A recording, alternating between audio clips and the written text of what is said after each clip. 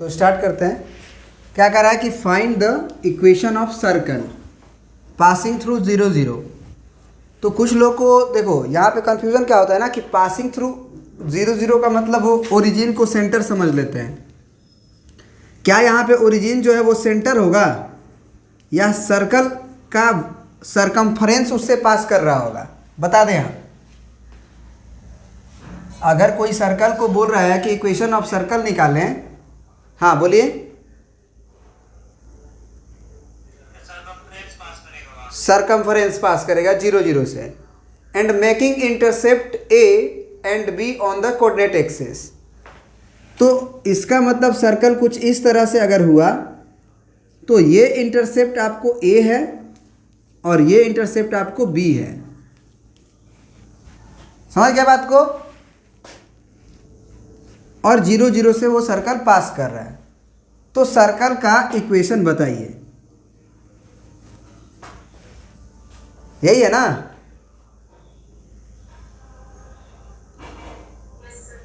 बढ़िया है।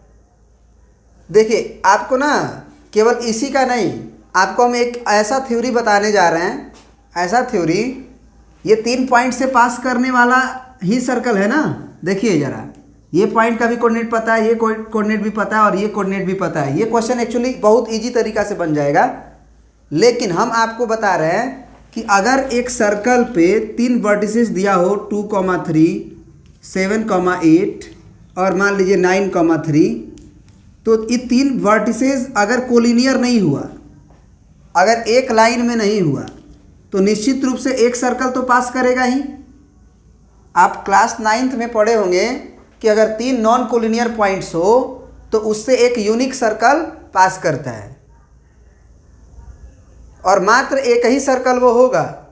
ये बात आप जानते हैं कि नहीं जानते? ये बताइए आप पहले कि अगर 3 नॉन कोलिनियर पॉइंट्स हो आपके पास तो उससे एक यूनिक सर्कल पास करेगा। यूनिक सर्कल का मतलब एक ही सर्कल पास करेगा इन तीनों से। अगर आप सोचोगे कि एक सर्कल हम खींच लिए और दूसरा भी सर्कल खींच ले इन्हीं से पास करता हुआ, तो वो दूसरा नहीं होगा बल्कि यही होगा। यही होगा मतलब कि इसका सेंटर फिक्स होगा और रेडियस फिक्स होगा। तो इसका इक्वेशन लिखा जा सकता है, क्योंकि अगर एक कोऑर्डिनेट के हिसाब से अगर इसकी प्लेसेस फिक्स हो गई, लोकेशन फिक्स हो गया, तो निश्चित रूप से इस सर्कल का इक्वेशन लिखा जा सकता है। तो हम आपको यही सिखा देते हैं कि 3 कोई भी पॉइंट दिया हो हमारे प्लेन में, कहीं भी 3 कोऑर्डिनेट मालूम होना चाहिए और तीनों नॉन कोलिनियर नहीं होना चाहिए। मतलब नॉन कोलिनियर होना चाहिए। अगर कोलिनियर हो जाएगा तब तो सर्कल कहाँ से पास करेगा? तीनों से। ऑब्वियस सी बात है। अगर तीनों एक ही सीध में आ गया तो फिर इससे सर्कल पास कर गया, यहाँ थोड़ी पहुँच पाएगा। 3 नॉन कोलिनियर होने चाहिए। तो चलिए हम लोग सीख लेते हैं इसी थ्योरी को, ताकि आपका वो सब भी क्वेश्चन बन जाए। आप एक बात बताइए कि आप लोग सर्कम सेंटर का नाम सुने हैं? सर्कम सेंटर का नाम सुने हैं कि नहीं? सर्कम सेंटर का नाम नहीं सुने तो बड़ी दिक्कत है। पहले सुन लीजिए, लिख लीजिए प्यार से। सर्कम सेंटर, स्पेलिंग मिला लेना, सेंटर, ठीक है, लिख लो। क्या होता है श्याम, जरा बता दो एक बार, देखते हैं आता है कि नहीं तुम्हें।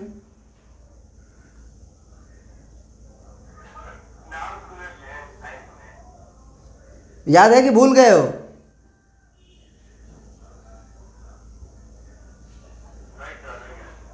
दिव्या तुम्हें सर्कम सेंटर का डेफिनेशन अगर तुम्हें याद रहता तो ये क्वेश्चन तुम्हारे लिए इजी होता। कैसे? देखो, सर्कम सेंटर का लिखो डेफिनेशन, लिखो this is the point of intersection of, या circumcentre is a point of intersection लिख लो। Circumcentre is point of intersection of perpendicular bisector of sides, perpendicular bisectors of sides of triangle. अब जरा सोचो कि अगर ये point A और बी और सी है तो इन तीनों से एक ट्रायंगल तो बनेगा, बनेगा ना। तो ए बी का परपेंडिकुलर बाइसेक्टर अगर खींचें, ए सी का परपेंडिकुलर बाइसेक्टर खींचें और बी सी जो लाइन है उसका परपेंडिकुलर बाइसेक्टर खींचें, तो तीनों का तीनों एक ही लाइन, एक ही पॉइंट से गुजरेगा और उसी पॉइंट को हम लोग क्या नाम देते हैं? सर्कमसेंटर। तो ये जरूरी नहीं है। अच्छा एक बात बताओ, ये जरूरी है? अच्छा एक लाइन का परपेंडिकुलर बाइसेक्टर कहते किसको है? जैसे अगर ये लाइन है बी सी तो इसका परपेंडिकुलर बाइसेक्टर मतलब 90 डिग्री भी होना चाहिए और आधा भी करे, तो ये होगा ना। समझ रहे हो कि नहीं समझ रहे हो? परपेंडिकुलर बाइसेक्टर का मतलब यही होता है, कोई साइड है उसको आधा भी करे और 90 डिग्री बनाए भी, तो उसे हम लोग क्या बोलते हैं जी? Perpendicular bisector. तो क्या ये जरूरी है कि एक ट्रायंगल में अगर हम इस लाइन का परपेंडिकुलर बाइसेक्टर खींचे तो ये वर्टेक्स से पास करेगा? कोई जरूरी है? कोई जरूरी नहीं है, कोई जरूरी नहीं है। हाँ ये अल्टीट्यूड थोड़ी है, अल्टीट्यूड नहीं है ये। अल्टीट्यूड को बोलते हैं कि ए से परपेंडिकुलर डालो, सी से परपेंडिकुलर डालो, बी से परपेंडिकुलर डालो। This is not altitude. समझ रहे बात को? अल्टीट्यूड के और अल्टीट्यूड का जो पॉइंट ऑफ इंटरसेक्शन होता है उसे ऑर्थो सेंटर बोलते हैं। ये सर्कम सेंटर है। ऑर्थो सेंटर का अगर डेफिनेशन लिखना होगा तो क्या लिखोगे? पता है? बस यही, ortho centre is a perpendicular bisector, sorry, ortho centre is a point of intersection of altitudes of a side. तो अल्टीट्यूड किसे कहते हैं? तो वर्टेक्स से सामने वाला साइड पे जो परपेंडिकुलर डाला जाता है ये अल्टीट्यूड थ्रू ए है। फिर बी से जो परपेंडिकुलर इस पे डालेंगे वो अल्टीट्यूड थ्रू बी है। तो ऑर्थो सेंटर किसे कहते हैं पता चला? अल्टीट्यूड के पॉइंट ऑफ इंटरसेक्शन को। सर्कम सेंटर किसे कहते हैं? साइड्स के परपेंडिकुलर बाइसेक्टर्स को, के पॉइंट ऑफ इंटरसेक्शन को। और सेंट्रोइड किसे कहते हैं? मीडियंस के पॉइंट ऑफ इंटरसेक्शन को। इन सेंटर किसे कहते हैं? तो ट्रायंगल्स के एंगुलर बाइसेक्टर्स के पॉइंट ऑफ इंटरसेक्शन को। तो वो कोई जरूरी नहीं है, बस हमको अभी सर्कम सेंटर जानना है। तो ये बस बताएं कि कोई ज़रूरी नहीं है कि वो वर्टेक्स से पास करेगा, ये बात आप जान लें। लेकिन एक बात तो जान लीजिए कि ये जो ट्रायंगल है ना, ये सर्कल है ना, ये जो तीनों वर्टेक्स से पास कर रहा है, इसी का सेंटर इसके परपेंडिकुलर बाइसेक्टर पे लाई करेगा। मतलब समझ गए ना? कहाँ लाई करेगा सर्कम सेंटर? इस साइड के परपेंडिकुलर बाइसेक्टर पे। कोई दिक्कत है? समझ में आ रहा है? अब इसको निकालना बहुत इजी है। अगर हम कहें कि ये पॉइंट को निकालिए, इसका कोऑर्डिनेट क्या होगा, तो क्या आपको ए का वर्टेक्स दिया हुआ है कि नहीं दिया हुआ है? ए का वर्टेक्स दिया हुआ है ना। जैसे मान लीजिए 4,2 दिया है, सी का वर्टेक्स 7,2 दिया हुआ है और इसका वर्टेक्स -3,8 दिया हुआ है, ऐसे करके। तो जब तीनों का वर्टेक्स दिया हुआ है तो क्या हम इस लाइन का इक्वेशन निकाल सकते हैं? अगर हम L1 लाइन बोलें तो क्या हम L1 का इक्वेशन निकाल सकते हैं? बड़ी दिक्कत है समझना। कैसे निकाल सकते हैं श्याम, जरा बता दो L1 का इक्वेशन।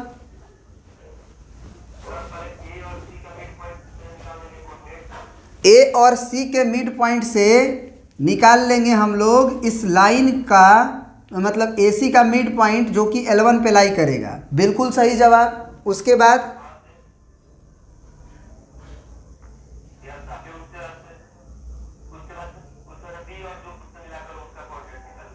ना, सुनो सुनो, ये पॉइंट हमको मालूम चल जाएगा मिड पॉइंट से, और एक पॉइंट मालूम चल गया इस लाइन पे, और इसका स्लोप निकाल सकते हैं कैसे?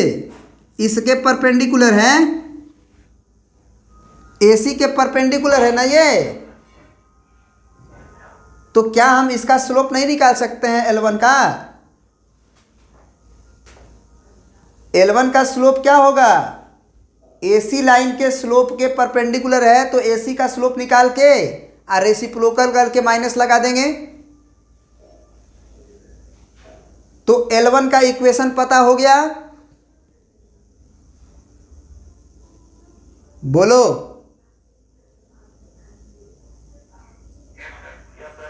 अब अगर हम पूछें कि इसको L2 मान लो, तो L2 का इक्वेशन भी निकालने के लिए क्या करेंगे? A और B के मिड पॉइंट थ्योरम से इसका कोऑर्डिनेट निकल जाएगा x1 + x2/2 y1 + y2/2 से, ये कोऑर्डिनेट। फिर AB का जो स्लोप होगा, ये पॉइंट को निकलने के बाद AB का जो स्लोप होगा उसके परपेंडिकुलर ये है, तो AB का स्लोप निकाल के उसको रेसिप्रोकल करके क्या कर देंगे? -1, तो L2 का स्लोप आ जाएगा। तो L2 का इक्वेशन आ जाएगा कि नहीं? अब L1 का इक्वेशन आ चुका है, L2 का इक्वेशन आ चुका है, दोनों को सॉल्व कर देंगे तो क्या पॉइंट ऑफ इंटरसेक्शन नहीं आएगा?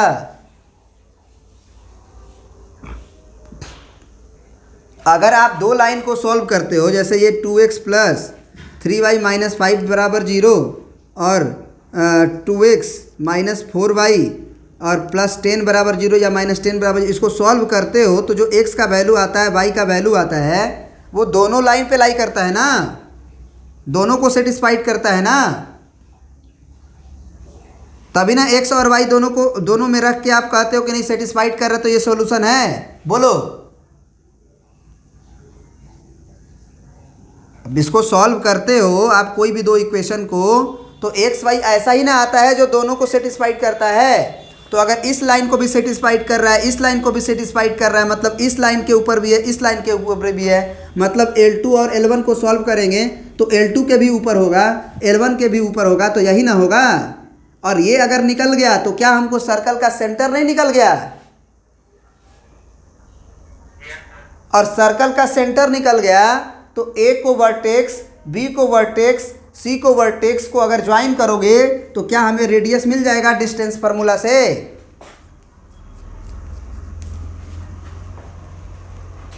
बोलो।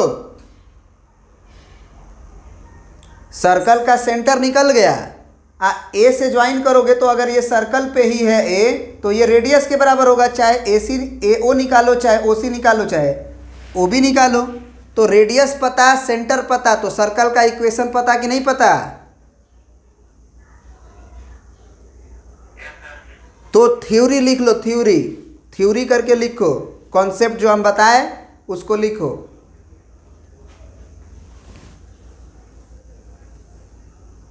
लिखोगे if we have to find the equation of circle, पूरा लिखो, लिखवा ही देते हैं पूरा, मिटा देना। देखो एक ही तरीका नहीं है, बहुत सारा तरीका है इसी का इक्वेशन निकालने के लिए, लेकिन मात्र एगो से काम चलाएंगे क्योंकि एनसीईआरटी अभी तुम पढ़ रहे हो। इसी मतलब 3 पॉइंट से पास करता हुआ सर्कल का इक्वेशन लिखना हम 4 तरीका से सिखाते हैं, जिसमें से अभी मेथड 1 केवल सिखाए हैं तुम्हें, जो तुम्हें पच गया तरीके से, नहीं तो और भी बहुत तरीका है, जिसमें से एक आध और आसान तरीका बताएंगे। ये सबसे बेस्ट तरीका होता है एक्चुअली, इसलिए हम इसको लिए। क्या लिखें कि इफ, हाँ बोलिए,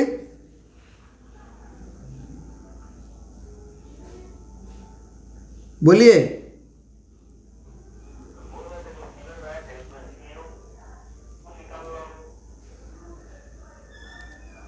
हाँ बोलिए, थोड़ा तेज बोलिए। तो लिख लो। तो क्या थ्योरी लिखवा दे कि तुम समझ गए हो?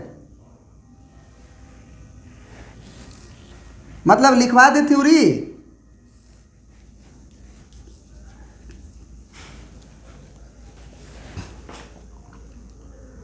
लिख लो, circle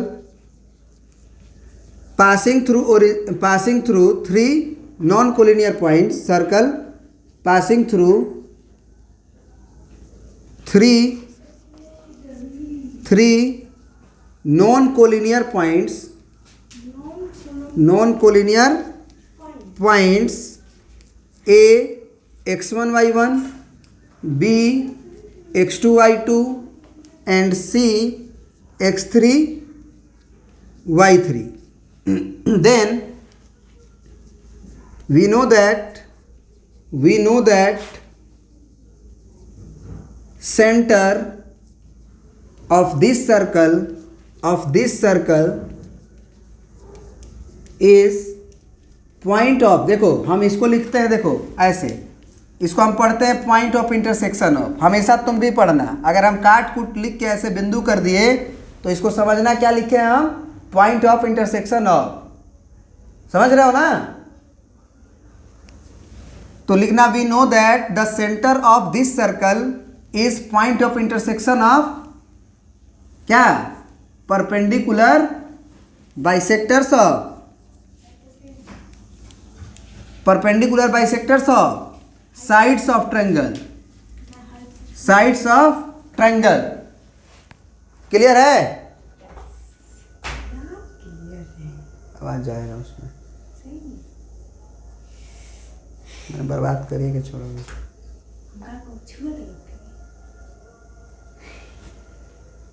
perpendicular bisectors of sides of triangle. हो गया? यहां तक हो गया? अब लिखोगे अगला थ्योरी है इसी में कि फर्स्ट टू फाइंड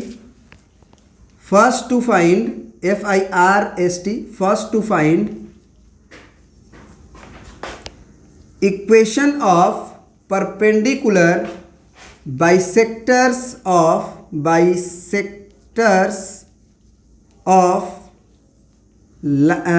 साइड, या ऐसे लिख लो, first to find any of two equation of perpendicular bisector of side. जैसे AC का परपेंडिकुलर बाइसेक्टर या BC का परपेंडिकुलर बाइसेक्टर, ये दो का प्राप्त कर लो, या AB का परपेंडिकुलर बाइसेक्टर और AC का परपेंडिकुलर बाइसेक्टर का इक्वेशन लिख लो।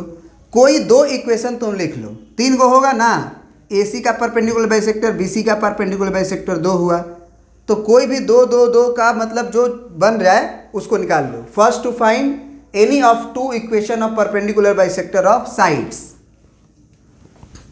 तरीका क्या होगा निकालने का? Use mid point theorem, bracket में लिख लेना, use mid point theorem and perpendicular या slope of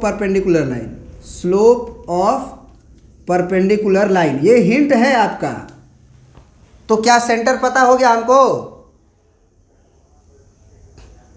and solve them, ये लिख लो, and solve them to find centre. तो अगर हम दो परपेंडिकुलर बाइसेक्टर कोई भी निकाल लिए और उसको सॉल्व कर दिए तो हमको सेंटर मिल गया, अल्फा कॉमा बीटा से alpha comma beta. Now for radius लिखोगे, now for radius use distance formula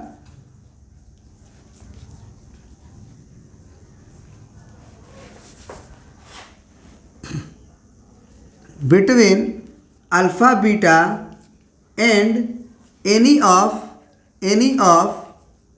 three vertex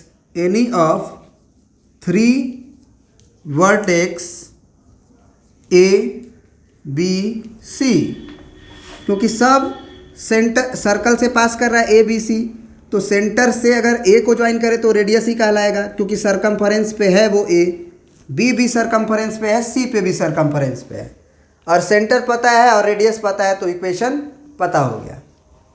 clear है? समझ में आ गया?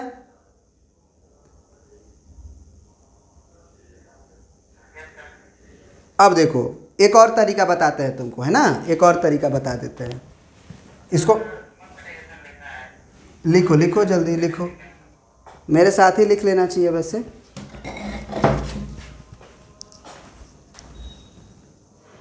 ये तो तुम्हारा मेथड 1 था कि अगर 3 वर्टेक्स दिया हो तो उनसे पास करने वाला जो सर्कल है उसका इक्वेशन क्या होगा। इसी का मेथड 2 देखो क्या होगा, समझने का कोशिश करना। क्या तुम एक सर्कल में जब एक सर्कल का इक्वेशन लिखते हो, मतलब नॉर्मली, तो ये क्या लिखते हो? किसी भी जनरल सर्कल का इक्वेशन, जेनरल सर्कल का इक्वेशन क्या लिखते हो? आप x square plus y square plus 2gx plus 2fy plus c बराबर 0 लिखते हो। लिखते हो कि नहीं लिखते हो? जिसमें सेंटर आपका -g, -f होता है और रेडियस आपका आप जानते होगे √g² प्लस f² - c होता है। याद है? कुछ कल बताए थे। तो ये सर्कल जनरल है। जनरल का मतलब जो सेंटर डाल दीजिए आप, जो रेडियस मतलब c का वैल्यू डाल दीजिए वो आ जाएगा। तब 3 ही अननोन ना होता है। किसी भी सर्कल का इक्वेशन को लिखने के लिए 3 ही अननोन होगा। देखो कैसे, अल्फा होगा, बीटा होगा, क्योंकि देखो ना जरा गौर से देखो, सेंटर होगा, अल्फा बीटा वो अननोन होगा, और रेडियस है वो 3 गो अननोन होगा। इसमें भी देखो GFC 3 अननोन है कि नहीं? अगर GF और C मालूम चल जाए किसी भी तरीका से, तो क्या हम इस सर्कल का इक्वेशन यूनिक नहीं कर देंगे? ये तो जनरल है, वो यूनिक हो जाएगा कि नहीं? GFC पता हो जाएगा तो। बात समझ रहे हो? बोलो। अब जरा सोचो कि तुम्हें अगर 3 वर्टेक्स दिया है x1 y1 x2 y2 and x3 y3, तो ये तीनों गिवन है कि नहीं है गिवन? ये तो 2, 3, 7, 1, 8, 3 इस तरह से ना होगा। तो अगर ये पता है तो इस इक्वेशन में हम डाल देंगे, तो x के जगह पे 2, y के जगह पे 3, g बाकी रहेगा, क्योंकि g थोड़ी x है। यहाँ x के जगह पे 2, फिर y के जगह पे 3, तो क्या GFC में एक इक्वेशन मिलेगा केवल 2, 3 डालने से? फिर उसी तरह से 7, 1 को भी तो ये सर्कल सेटिस्फाइड करेगा, क्योंकि इससे भी तो पास कर रहा था वो सर्कल। तो फिर GFC में एक दूसरा इक्वेशन मिलेगा, और फिर 8, 3 से हमारा GFC में एक तीसरा इक्वेशन मिलेगा। अब GFC 3 अननोन 3 इक्वेशन, GFC का वैल्यू सॉल्व करके निकाल लेंगे कि नहीं? तो जब GFC निकल जाएगा उसके बाद इक्वेशन तो आप लिखे ही हो, x² plus y² plus 2gx plus 2fy plus c बराबर 0।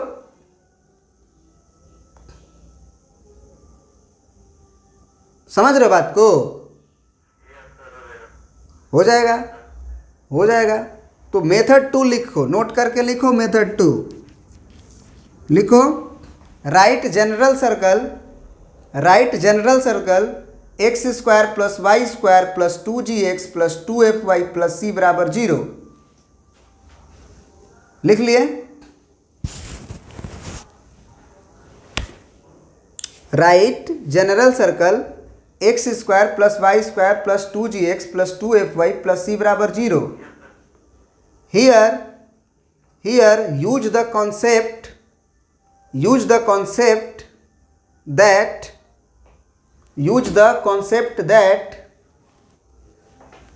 x1 y1 x2 y2 x3 y3 bracket में देना x1 y1 comma x2 y2 comma x3 y3 will satisfied the equation of circle.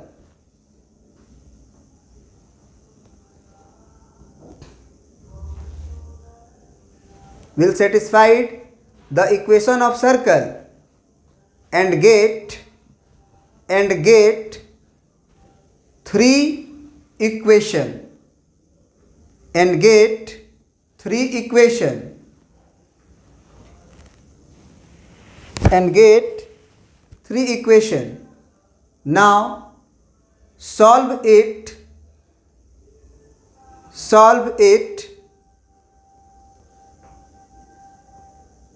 and get GFC.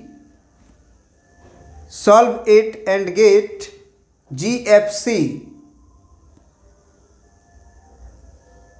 and put this GFC in general equation x square plus y square plus 2gx plus 2fy plus c बराबर 0 to required equation of circle. To required equation of circle.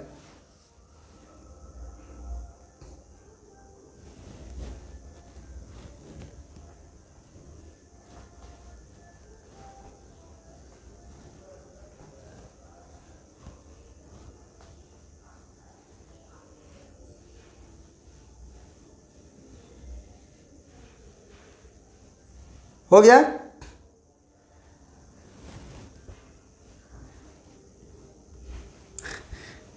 बोलो।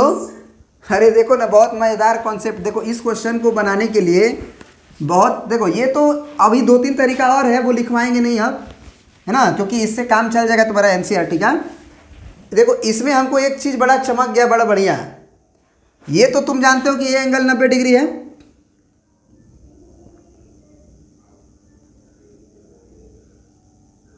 बोलो भाई।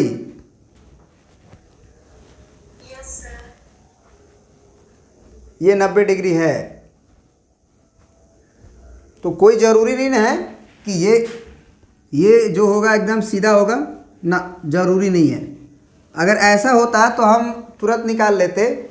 चलो एक काम करते हैं, इसको हम सेंटर को अल्फ़ा कॉमा बीटा मान लेते हैं। सेंटर को क्या मान लेते हैं? Alpha comma beta. तो ज़रा सोचो कि ये डिस्टेंस क्या होगा? ये वाला डिस्टेंस बीटा होगा, और यहाँ से ये वाला डिस्टेंस कितना होगा? अल्फ़ा होगा ना। अब एक बात बताओ, अगर ये अल्फ़ा होगा तो तुम तो जानते हो ना कि ये एक कॉर्ड है। अगर ओ ले लो और ये ए ले लो और ये बी ले लो, तो तुम तो जानते हो कि ओ ए एक कॉर्ड है, और कॉर्ड पे सेंटर से जो परपेंडिकुलर डाला जाता है वो कॉर्ड को आधा करता है। बोलो। सर्कल से अगर किसी कॉर्ड पे परपेंडिकुलर डाला जाता है तो वो कॉर्ड को बाइसेक्ट करता है। 9th क्लास में थ्योरम पढ़ाए नहीं होगा? तो वो अगर आधा करता है तो ये अगर अल्फा हुआ डिस्टेंस में, तो ये भी तो अल्फा ही होगा ना। बोलो।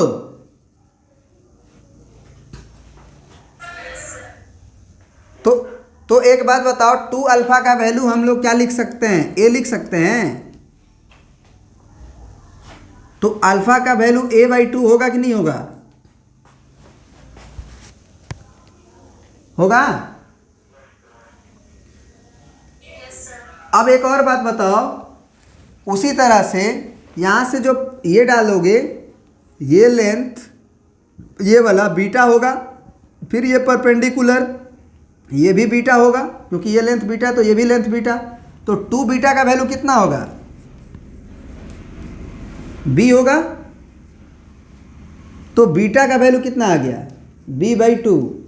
और एक बात तो तुम ये भी जानते हो कि अगर ये एंगल 90 डिग्री है और ये सेंटर, ये बी पॉइंट और सी मतलब ये पॉइंट सर्कल के ऊपर है, तो निश्चित रूप से ये डायमीटर वाला ही होगा, क्योंकि सेमी सर्कल में बना हुआ एंगल 90 डिग्री होता है ना, कि नहीं होता है? बोलो।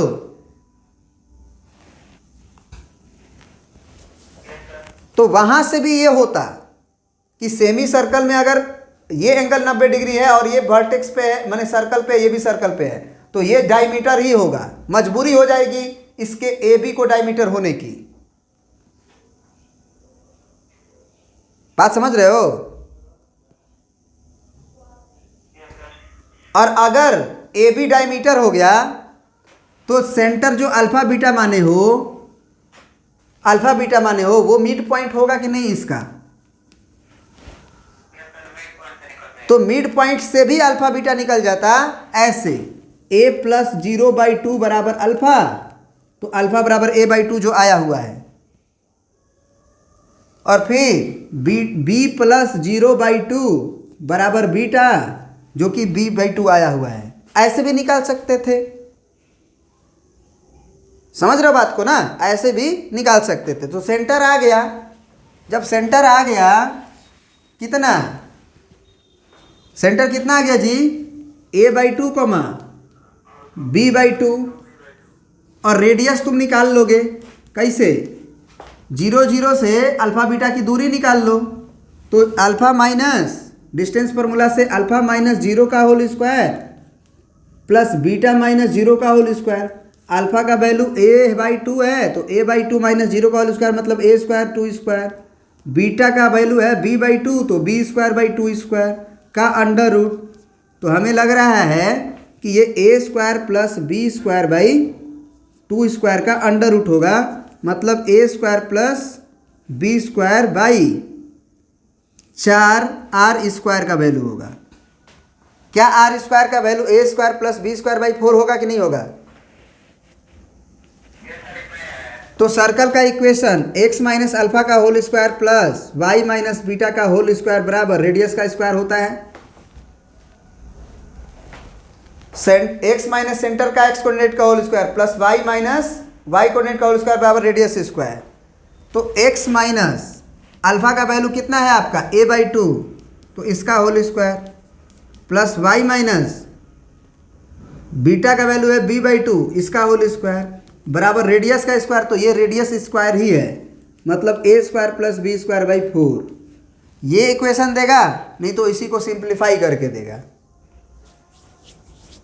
सिंप्लीफाई करके दिया है आंसर कि ऐसे ही दिया है? बोलो। तो सिंप्लीफाई कर लो। a माइनस बी का होल स्क्वायर क्या होगा? a स्क्वायर, यहाँ देखो, यहाँ से देखो, यहाँ से a स्क्वायर आएगा तो यहाँ से y स्क्वायर होगा। 2ab करोगे तो 2 इंटू a/2 कट के ax होगा। फिर यहाँ से 2by करोगे मतलब 2 है ना, 2ab, तो यहाँ से माइनस by होगा।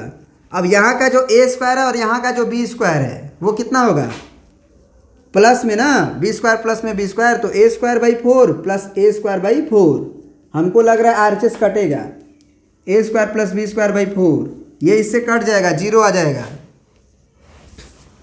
तो आना भी चाहिए x square plus y square minus ax minus by बराबर 0। क्यों आया कांस्टेंट टर्म 0? क्योंकि हमारा सर्कल 0 0 से पास कर रहा था कि नहीं कर रहा था? अगर हमारा सर्कल 0 0 से पास कर रहा होगा तो c बचेगा? c बच जाएगा तब तो इक्वेशन सेटिस्फाइड ही नहीं करेगा। अगर कोई c बच जाए तो x बराबर 0 y बराबर 0 डालोगे तो एक c बराबर 0 आएगा, मतलब 10 बराबर 0 आएगा। तो क्या ऐसा संभव है? तो c तो कटना ही चाहिए। क्या ये बात समझ में आया कि नहीं आया? चलो, और कोई क्वेश्चन में डाउट है?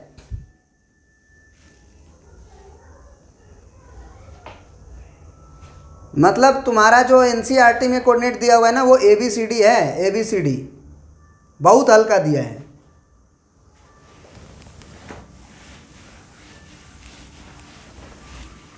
चाहे वो स्ट्रेट लाइन ले लो, चाहे पैराबोला ले लो, चाहे कुछ भी ले लो। देखना, पैराबोला पढ़ोगे ना एक क्लास में मात्र, पैराबोला का एक क्लास में मात्र कोई भी क्वेश्चन तुमसे नहीं छूटेगा, सारा क्वेश्चन बना लोगे।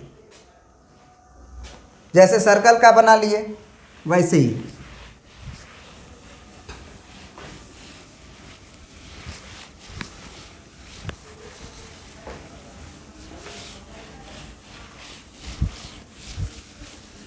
चलो और पूछो जो पूछना है।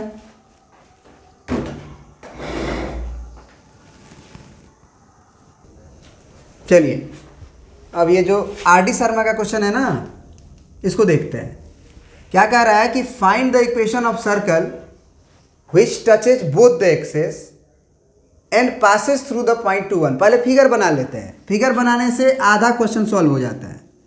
ये ओरिजिन है मेरा, हमारा दोनों एक्सेस को टच करता हुआ सर्कल है, तो दोनों एक्सेस को अगर टच कर रहा है तो भैया ऐसे कहानी कुछ होगी, ये भी टेंजेंट होगा और ये भी टेंजेंट होगा, और साथ ही साथ हमारा सर्कल 2,1 से पास कर रहा है, तो x में 2 और y में 1, तो ये मान लीजिए 2 है और y में 1 ये है, तो 2,1 से भी पास कर रहा है। क्लियर है?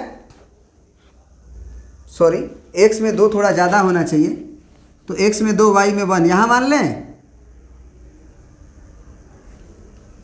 बोलो, इसमें यही लग रहा था कि y ज़्यादा है, x ज़्यादा होना चाहिए, y कम होना चाहिए, तो ये मान लिए x में 2 और y में 1,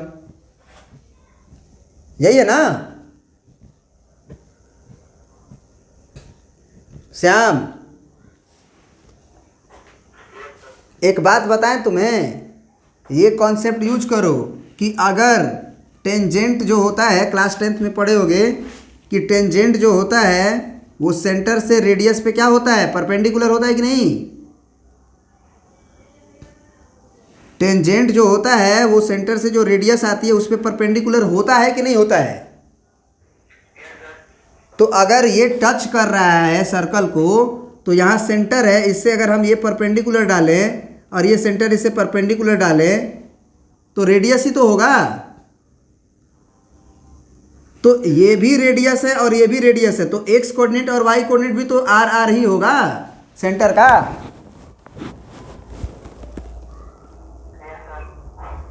बात समझ रहे हो कि नहीं समझ रहे हो, पहले बता दो। आ रहा है समझ में? तो अब जरा बताओ कि क्या हम लोग ये भी नहीं बोलेंगे कि ये भी रेडियस होगा? ओ से ये जो पॉइंट दिया था 2,1 पी मान लो, तो क्या ओपी भी रेडियस होगा? बोलो। तो आप डिस्टेंस फार्मूला लगा लो, √r-2 का होल स्क्वायर अब प्लस r-1 का होल स्क्वायर बराबर r। तो यहाँ से स्क्वायरिंग दोनों तरफ कर दो, तो इधर से क्या आएगा, r² -2ab से -4r अब प्लस 2 दूना के 4, फिर a - b का होल स्क्वायर लगेगा, तो a² -2ab से 2r अब प्लस 1 बराबर r², क्योंकि हम दोनों तरफ स्क्वायर किए थे। तो एक r² से एक r² RHS वाला कट जाएगा, तो LHS में क्या आया जरा बताओ? r² कितना, -6r जी, -6r बचा अब प्लस 5 बराबर 0। फैक्टराइज कर लो, हमको लग रहा है कि r-5 और r-1 होगा, तो r बराबर 5 होगा और r बराबर 1 होगा, तो 2 सर्कल होगा तुम्हारे पास, 2 सर्कल होगा, एक रेडियस 1 वाला और एक रेडियस 5 वाला। समझ रहे बात को कि नहीं? हम तुम्हें बना के भी दिखाएंगे, हम तुमको बना के भी दिखाएंगे कि कैसे 2 सर्कल है। एक अगर 5,5 माने तो भी होगा और एक 1,1 माने तो भी होगा। क्यों होगा दोनों बताएंगे, देखो कैसे बनाएंगे। पहले इक्वेशन लिख लो। इक्वेशन तो सेंटर पता है और रेडियस हमको पता चल गया है कितना, 5। तो इक्वेशन क्या हो जाएगा जरा बताओ? सेंटर हमको 5 पहले ले लेते हैं, व्हेन r = 5, तो सेंटर क्या है, r, मतलब 5,5, रेडियस तो 5 ही है। इस समय इक्वेशन क्या होगा, x - 5 का होल स्क्वायर प्लस y - 5 का होल स्क्वायर बराबर 5²। एक इक्वेशन ये आया। और दूसरा इक्वेशन, व्हेन r बराबर 1 देन सेंटर क्या होगा, 1,1 एंड रेडियस क्या होगा 1, तो उस समय इक्वेशन क्या होगा, तो x माइनस 1 का whole square plus y minus 1 का होल स्क्वायर बराबर 1 स्क्वायर, क्योंकि इक्वेशन तो हम यही ना लिखते हैं, x माइनस अल्फा का whole square plus y minus beta का होल स्क्वायर बराबर आर स्क्वायर। तो यहाँ अल्फा भी आ रही है, बीटा भी आ रही है और रेडियस भी आ रही है। क्लियर है? आंसर जो दिया है वो सिंप्लीफाई करके दिया है या ऐसे ही दिया है?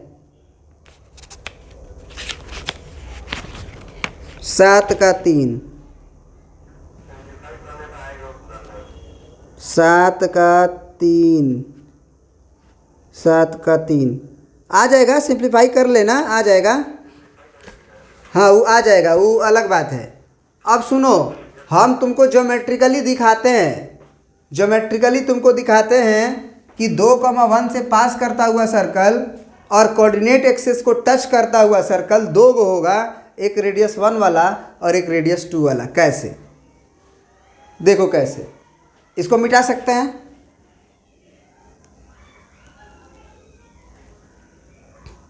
बोलो मिटा सकते हैं? अब देखो कैसे होगा, ज्योमेट्रिकली इस चीज़ को फील करो, क्योंकि ज्योमेट्रिकली चीज़ों को देखोगे तो ज़्यादा बेटर है, समझ में आता है, अंडरस्टैंडिंग बढ़ता है। एक बात बताओ कि अगर ये पॉइंट हमको 2,1 फिक्स कर दिया तो इससे टच करता हुआ सर्कल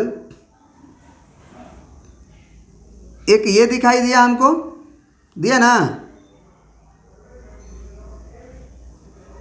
और एक जरा देखो यहाँ से ऐसे गुजर जाए, ऐसे करके बहुत बड़ा सा, और इधर से आ जाए, आ सकता है कि नहीं आ सकता है? बोलो, मतलब और बड़ा कर दें, और बड़ा कर दें, ऐसे आ सकता है कि नहीं आ सकता है? बोलो। तो एक में देखो, एक में रेडियस तो तुम्हारा 1 1 था, याद है कुछ? 1 1। एक में रेडियस देखो 5 5 है कि नहीं? और दोनों ही सर्कल 2,1 से पास कर रहा है, 2,1 से कर रहा है कि नहीं कर रहा है? बोलो। इसीलिए वो अपने आप ज्योमेट्रिकली अल्फा का जो वैल्यू आया था 2 गो दे दिया, मैंने रेडियस 2 गो दे दिया, एगो 5 दे दिया, एगो 1 दे दिया। तो ऐसा नहीं करना है कि एगो रिजेक्ट कर देना ना, दोनों मान्य है। ज्योमेट्रिकली हमने दिखा भी दिया ये फिगर को। क्लियर है बाबू?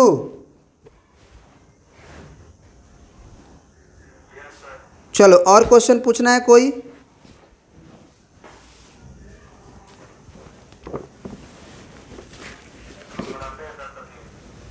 अभी बनाए नहीं हो?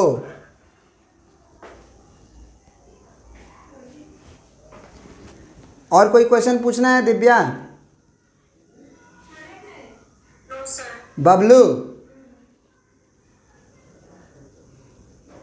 बबलू,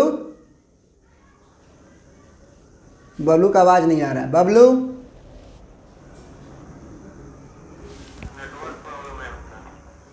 कह दो उसको बढ़िया सिम लेने के लिए, नहीं तो 1 करोड़ की बात छोड़ेगा रोज।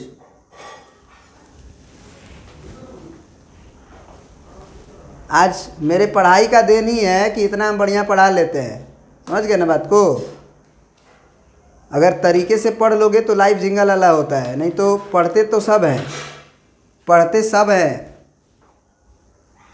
याद रखना, पढ़ते सब हैं। तो एक काम कीजिए, सर्कल का और भी जो है बनाना है बना लीजिए, आर.डी. शर्मा का भी बनाना है बना लीजिए। अगर आप वैसा क्वेश्चन दीजिएगा तो उसका थ्योरी बता देंगे, लेकिन आप लोग बोले थे कि नहीं एनसीईआरटी का थ्योरी बताइए, तो एनसीईआरटी का थ्योरी सफिशिएंट है, ये बन जाएगा इससे, ठीक है ना? तो आगे अगर क्वेश्चन पूछिएगा तो उसका थ्योरी दे देंगे पहले क्वेश्चन के अकॉर्डिंग, और फिर नेक्स्ट चैप्टर हम लोग पैराबोला स्टार्ट करते हैं, क्योंकि सर्कल तो ख़त्म ही हो गया। ठीक है, तो आज इतना ही रहने देते हैं।